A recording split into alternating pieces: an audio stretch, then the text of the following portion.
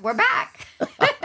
We had audio problems. So, but this is Honey and Harry. This is Honey and Harry. It's third live. try. This is, hopefully y'all can hear us now. Let us know. If Aunt Marianne, let me know. Yeah, please. If anybody's tuning in, let us know whether you can hear us or not. I can see your comments. So you should be able to this time. Yeah, hopefully you can. Somebody's out there. Anyway, we're going to do the whole show all over again because most of you cannot read lips. So we're going to start all over again. Yeah. So I want to start with that. The show is called Happiness is Not a Choice, or It Is a Choice. Oh yeah, she said yeah. Okay, good. Cool. You can hear us. Yay!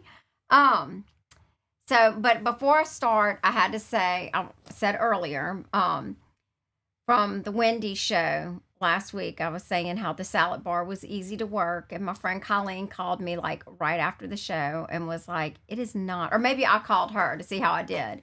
And she was like, and that salad bar was hard. Everybody used to come and mess it up, and I can't believe you said it wasn't hard. So the salad bar workers, I know it's hard. I'm sorry. Yep. Okay, so. All right, so I think what we'll do first, talk about some times when we were struggling to be happy. Yes. Or we found it very easy to be happy, and start to try to figure out, well, what was going on. Yes. Yeah. So I had a dumb anecdote from this past week, and that was I was on social media where I spend too much time. My phone reminds me every week on Sunday that I've spent an average of 4 hours a day on the phone, which is way too much.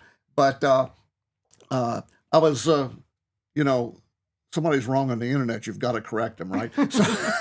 So I was out there typing back and forth with someone on messages and trying to get my point across, and I was failing, and I didn't get the last word in, so I didn't get to demonstrate my great wit and wisdom. And it's like, what is this worth? I mean, it was really about something that wasn't that important to me. And so for the next 2 hours, I'm grieving over this stupid thing. I'm going like, oh, man, look like an idiot, or, he's going to think dumb of me now. And so I was anything but pleased, happy, and copacetic at that point. And that was a dumb little thing. It was it of no import whatsoever. Not really a big crisis of any kind. But I didn't react well to it, and I didn't feel happy about it. So I got it out of my head a couple hours later. Well, let's see. This week for me has been a hard week because I've been waiting on test results for my daughter, and so I've kind of been just a worry wart, a sourpuss. But what I was telling my dad earlier, for me, I get up, I can be happy during the day. I'm active, I do things, and you wouldn't think anything was wrong. But what happens when I'm unhappy or worry, I get sick at night. So like the past 2 nights, I haven't slept. I've been sick, bad headaches, stomach aches, those kind of things, and that's how it affects me. And I need to work on that. So yeah, right. I know it's hard. It's obvious that sometimes the happiness thing is being affected significantly by something outside of us. Yes. Okay, and sometimes the happiness thing is like. The thing outside of us is really nothing. It's nothing. Yeah, it's a nothing burger. But I'm my who I am, my disposition, whatever, my own personality is reacting pretty poorly to it. So yeah, I think we're doing good. Yeah. So yeah, so I know we all struggle being happy, but I'm pretty much an pretty easygoing person, I would think. I don't get too stressed out about much of anything, wouldn't you say? Right, exactly. I think I kind of just go along life. I mean, whereas, some people are more stressed naturally. It's just who they are. Whereas, I kind of roll with the punches a little more. Which can be good and bad, but obviously I'm not rolling with the punches with this because I'm sick at night. Right. So I went digging a little bit this week and try to get somebody else's view besides just our own thoughts and insights on our own situation.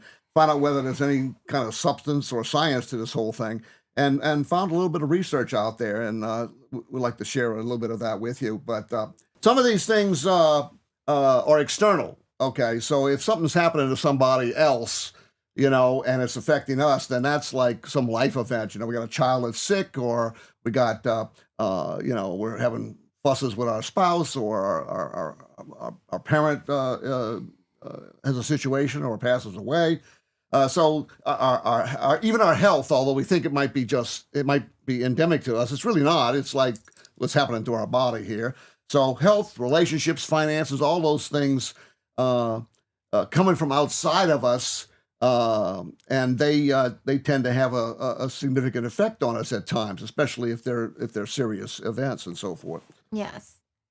It turns out that the researchers have done all this work on this, the happiness researchers. Yes, I think it's so interesting because because I know so many people, and like sometimes you see people and they're like, oh, hey, how you doing? They're all happy, and then there's those people that are just not. They're just not always so happy. But I think it's interesting.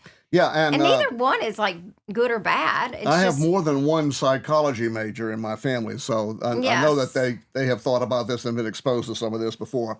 But the researchers contend that, the external events are really, just the tip of the iceberg of what really ends up affecting us most of the time. Now, we know we all have such events, but most of the time it's not these things.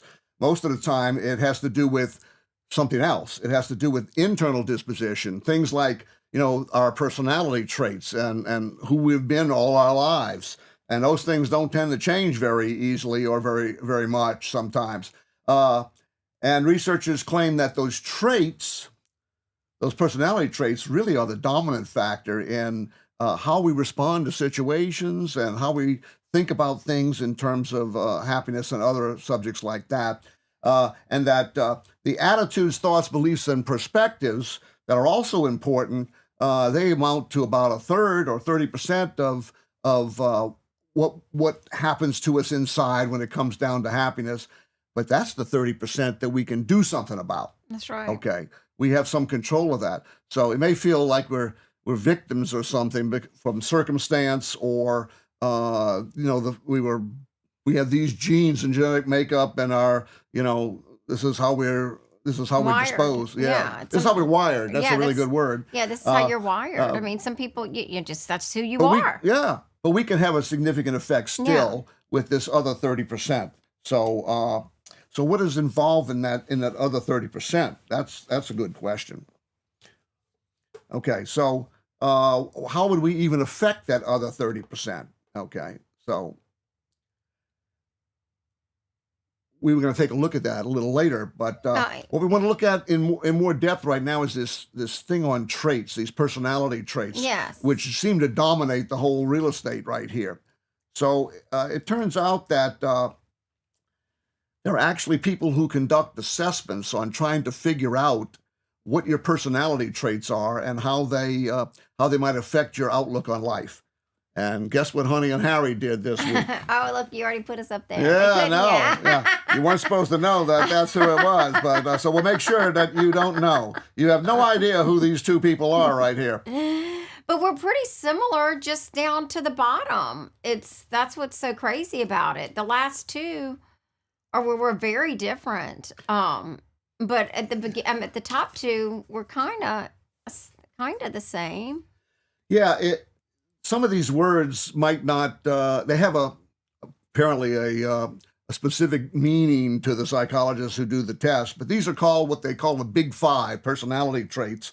And apparently, if you have a high score in most of them, everything but neuroticism, then that's supposed to be maybe make you more open to a disposition of happiness. Okay, but it really doesn't. It's not how you. This measures how you're wired. So, for instance, a really good example is this openness thing down at the bottom there, where you see that Harry has 89 and Honey has 15. A very different outlook on things. And what it boils down to is that has to do more like with who's in their head and who's pragmatic. And we know who's pragmatic. That's Honey. And who's in his head sometimes, losing it sometimes, but in his head, that would be Harry. So, So openness isn't what I thought it was, because I was like, right, oh my goodness, like I think I'm so much more open than my dad. And then it was like, then when you start reading about it, then it makes, right. then you're like, oh, okay, well, yeah, that makes sense. That's true. I like things practical. And Definitely. the extroversion, both of us score relatively high in that, and it's not necessarily because we're both extroverts, okay, but it's because we are outgoing in some significant sense and assertive. We're both what, firstborn children in the Firstborn. family, first child. So those happen to have a little more of a disposition towards being assertive. And So, like you said, we wouldn't be on doing this if we weren't. right, probably wouldn't be here trying to do this. Yeah. Might need to rethink it anyway.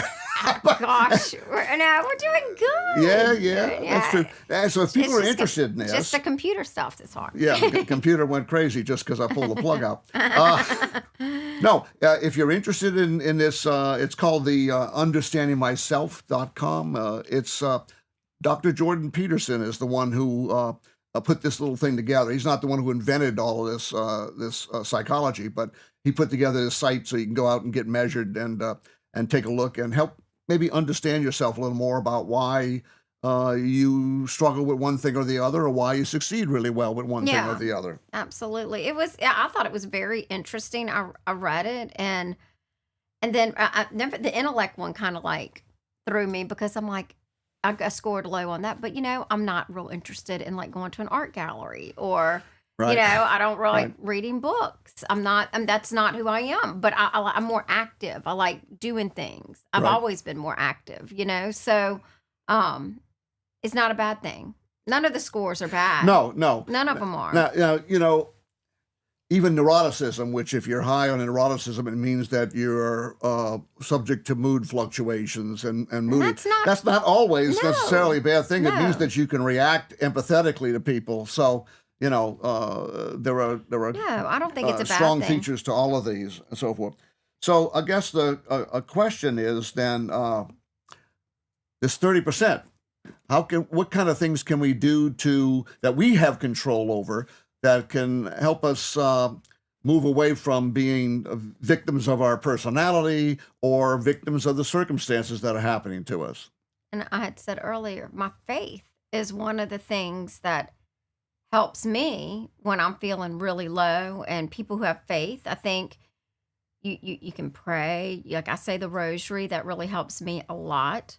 Mom and you gave me my faith. That has helped me tremendously. I also try to speak positive things and quit like looking on the bad side. I try to look on the good side of things instead of saying, oh my gosh, this, and well, no, let's not catastrophize. It's going to be okay.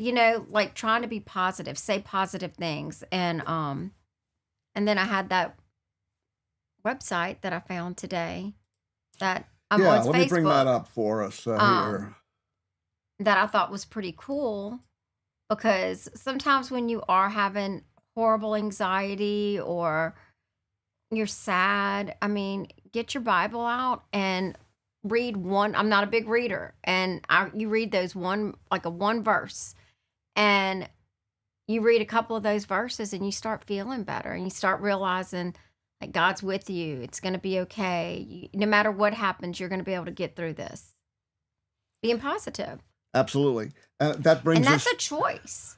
brings us to the whole notion of, and I know I struggle with this because I like to catastrophize. I like to say, LSU will never win another football game in the history of mankind. And I'm not like that. Yeah. So I easily drift into that. But one of the things that I understand that you can do and that helps, is the notion of, okay, if I stop talking negatively but talk positively, then my brain gets to hear me saying those things. 100%. And when it gets to hear me saying those things, it says, maybe that's really the truth and not you're catastrophizing. Yes, it calms you down. Yeah. And after you think about that way long enough, then you start to have the feelings that go along with it. You start believing And so it. it's very supportive of your a positive outlook on Well, things. and I think that's why social media is so bad, and like the news is so bad half the time, because all they do, they never tell you anything good that has happened in the world. It's everything that's been the most terrible, god awful thing that's happening, and I just it makes everybody miserable. It's horrible. And then the other thing I wanted to say, because I said it when no one can hear us, is that I had two sets of grandparents that were very happy people. I mean, from what I could tell, were very happy, were very good to all of their family, very good to me and my brother for sure, all their grandkids. And they did not, neither one of them had tons of money. They didn't live in extravagant houses. They didn't drive, you know, these extravagant cars, but they were just happy. They were content. They were happy, and they loved their family. And, you know, as a child, my best memories are going to those two houses for Christmas and Thanksgiving and all those things, and just being with all those aunts and uncles and those grandparents. And you just felt such, like we were talking about with the joy. Right. I felt such joy in my heart. And it wasn't even, I could always, you're happy, but maybe it was just joy in my heart because, you know, it wasn't like I was getting all these extravagant things. I was just happy to be there. You know, I was just Right. be included and being loved. Who doesn't like being loved? I enjoyed Exactly. it. Absolutely. Yeah. So Yeah. I just loved being loved by all these different people. It was great. You know? Yeah. I like that. You Yeah. know? Another thing I found that helps me is the notion of having like a routine or Oh yeah, routine a is set good. of habits that I get into that you know, like this is my day to go out riding the bike, or Mm-hmm. you know, some other situation where doing this thing regularly. Father Mark Goring on YouTube, I listened to him the other night, and what he had to say was, he said he just loves the routine because it's going from happy place to happy place to happy place. So it's things that we're familiar with, things we're comfortable with, things that Yes. reinforce our security and our safety and our feelings in a positive way. Yes. Another thing I picked up in doing some of the research here was there's another paper, and we'll put it in the show notes. And it was a paper on reminiscing happy times improves our outlook on life. And it's a Yes. clinical research study by the psychologist, right? But the whole idea is that it's good for us to think about the happy times that we've had. You It know? is good because Yeah. we've had, I mean, we're blessed. We've had so many happy, I've had so many happy times, and still gonna have happy times. I know I will. Um, so but it's also an attitude too, you know? I think just having a positive attitude, like it changes everything. Yeah, and this doesn't stop, obviously, the uh, difficult things from happening, and Absolutely. things that we struggle with, and those are going to still come up from time to time. But, you know, it's just like, you know, I was telling you earlier, like sometimes when I'm driving my car, I'm at a red light and I see like the bus, like the bus stop, and I see those people sitting and I get so sad, and it takes everything in me not to say, just get in my car. Where are you going? Yeah. Like, you know what I mean? Like, Right? Yeah. just get in. Let's go. You Yeah. know, like I just want to help those people so Right. much. And, you know, they may be happier than me. I don't know, Right. you know, but like, and I know you can't do those kind of things, but like, you know, But there are some things we can do. but there are for some things others, that we do, right. and that's I like helping people. That's my thing. I really feel so good about myself when I'm helping someone. I just do. And you know, if I could just take everybody and put them in a little thing and just take care of, I'd just be happy. You know? Right. You know, Yep. it's like, you know, that's my thing.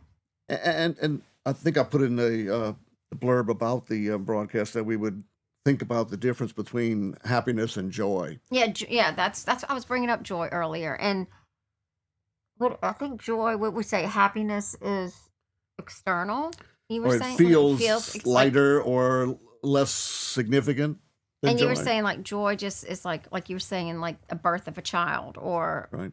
when someone gets married or something, there's such joy in your heart. That I think that, yeah, that is happiness is, I guess they're both kind of the same, but different. Yep. Yep. Yeah, definitely. But I have a lot of joy in my heart. I do. That's a good thing. I know. That's a good thing. And I like to share it. And that's a good thing too. I like to share it. Now sometimes I can be in a bad mood too.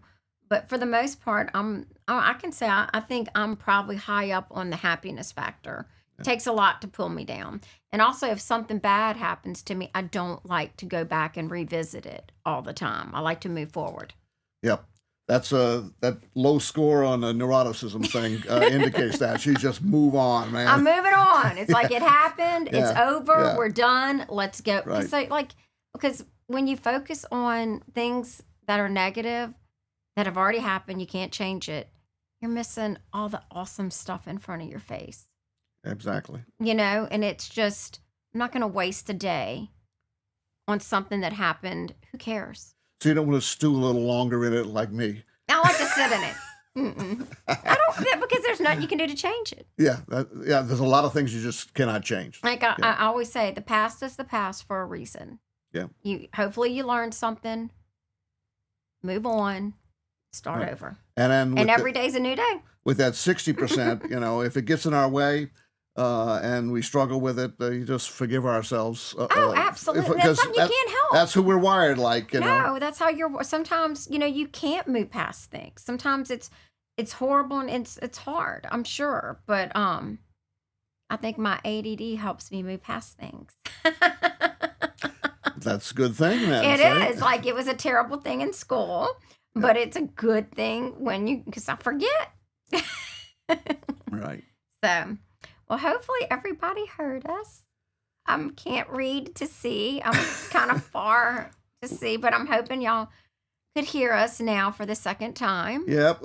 I apologize. Trying to get used to this rig and how it all works. And if you lean the wrong way, you pull out a wire and then things don't work anymore. So hopefully you've heard this segment and redo of the broadcast, and we'll try to fix those technical difficulties in the future.